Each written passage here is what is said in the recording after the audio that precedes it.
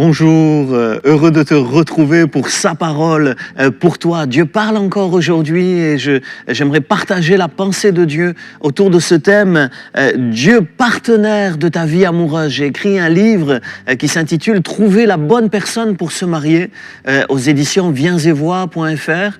Vous pouvez retrouver en ligne. Et en particulier dans ce livre, je développe cette idée qu'il faut faire de Dieu le partenaire de notre vie amoureuse. C'est-à-dire il faut s'associer avec Dieu. Il ne faut pas croire que Dieu est là pour nous empêcher d'être heureux. Il ne faut pas croire que Dieu est là pour nous empêcher de faire les choses bien. Mais au contraire, Dieu est le meilleur partenaire qu'on peut avoir. Sans Dieu, on risque de se planter. On se plante souvent, trop souvent. En fait, en réalité, tout ce que l'on fait sans Dieu, la providence permet qu'on échoue pour se raccrocher à lui et faire les choses avec lui. Je me souviens de ce jeune homme un jour qui s'approchait un appel et il m'a dit « Thibaut, j'aimerais que tu pries pour mes études ». Et j'allais prier pour lui. Et il a rajouté, il a dit « Mais ne prie pas pour ma vie amoureuse, ça je m'en occupe ». Et ça m'avait interpellé, j'avais rien dit, j'ai laissé filer. Mais ça m'avait interpellé. Je me dis, tiens mince, il fait le tri entre ce qu'il veut demander à Dieu. Puis quelques temps après, il est tombé amoureux, il avait une fille, voilà, formidable, qu'il a trouvée. Et puis encore quelques temps plus tard, ça s'était vraiment embrouillé entre eux. Il avait perdu cette complicité avec elle, il était très triste. Et il est venu me voir et il m'a dit, mais plus jamais sans le Seigneur. Plus jamais sans le Seigneur.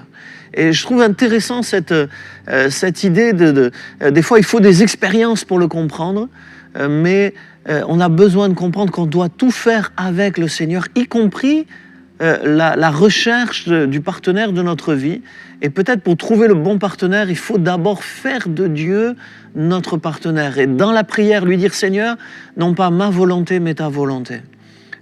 Voilà, je prie dans ce sens, mais je dis Seigneur, pas ma volonté, la tienne. Je veux faire ce que tu désires parce que je sais que ton projet pour moi est mieux que ce que je veux moi-même. Donc on rentre dans un temps où on le consulte, on interroge Dieu, on cherche Dieu à ce sujet. Cherche le Seigneur. Tu as un besoin amoureux, cherche le Seigneur concernant ce besoin amoureux.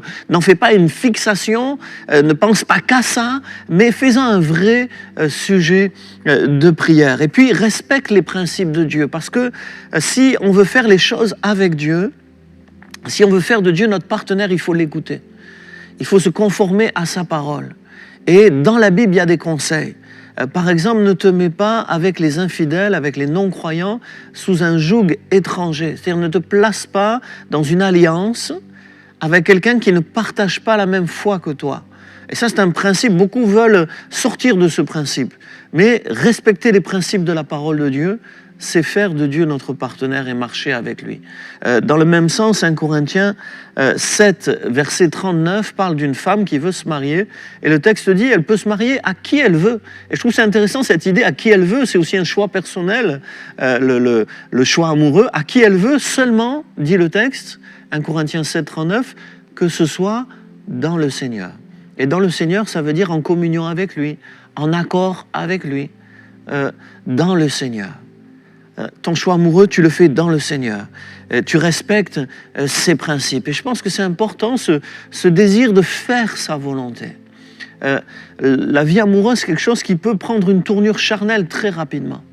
La séduction, le charme, l'attirance peut nous conduire très rapidement dans une relation comme un engrenage. Voilà, c'est les beaux jours, il fait beau, c'est le printemps, c'est l'été.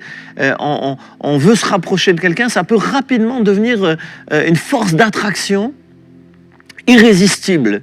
Et je crois que ce désir de garder son cœur dans le Seigneur et de faire sa volonté, c'est une clé pour trouver la bonne personne.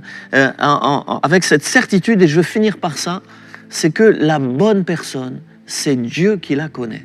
Nous, on voit l'apparence, on voit le physique, on entend les paroles, on se donne une impression.